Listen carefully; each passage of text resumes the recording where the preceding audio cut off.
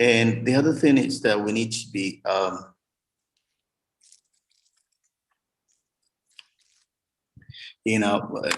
people will tend to compete with us, but we have to be careful not to put ourselves in competition, right? Anytime we start competing with people, then we get competition is a distraction, right? Uh, God has a purpose for every single one of us, and our exam sheets are not the same, right? The exam sheets are not the same.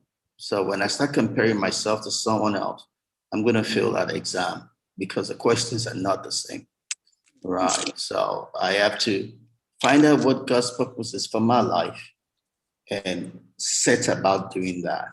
It doesn't matter what someone else is doing. I can learn from it, but never to compare myself to it. You know, like I have friends that have a lot of houses, they're well invested in real estate. I'm not as invested in real estate as they are, right? I could as well now start pursuing, comparing myself to them and start buying houses the way they have houses. But that might not be what God has for me, you know.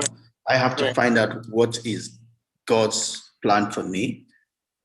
In what way can I build wealth? It doesn't have to be the way they are building wealth. There might be other ways God wants me to build wealth. It might not be in houses, it might be in other things, right?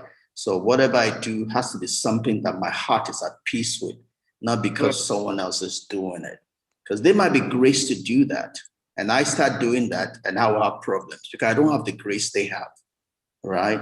Because every blessing has its own challenges, right? So if I start pursuing a blessing that I'm not graceful, I'm just going to be exposing myself to unnecessary trouble. You get, yeah. So we need to be careful that we know what we are after and we pursue it without having to compete with other people.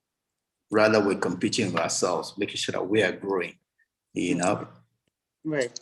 And in all of it, it's knowing what it is, then being convinced, persuaded to pursue it. And that's when we say it's about the fight in the dog, not the size of the dog.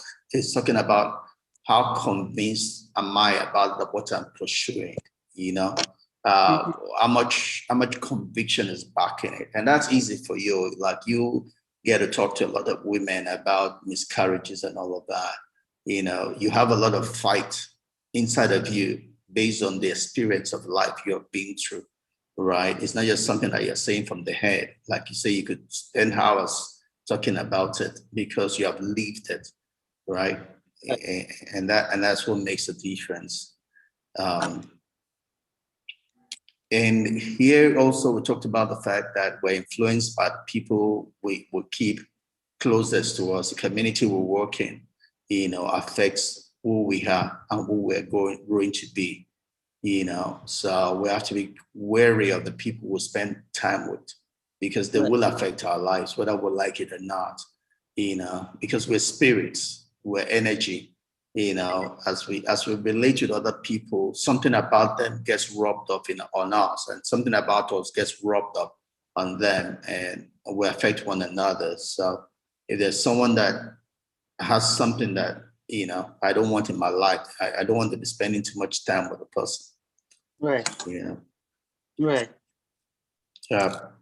So, yeah, and this is just still re-emphasizing the fact that we should not be in competition and we should not follow the followers game.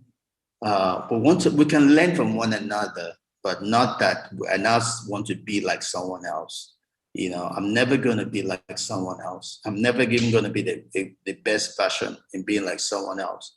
I want to be the best version of who God has created me to be, because that's where I'm most powerful, right?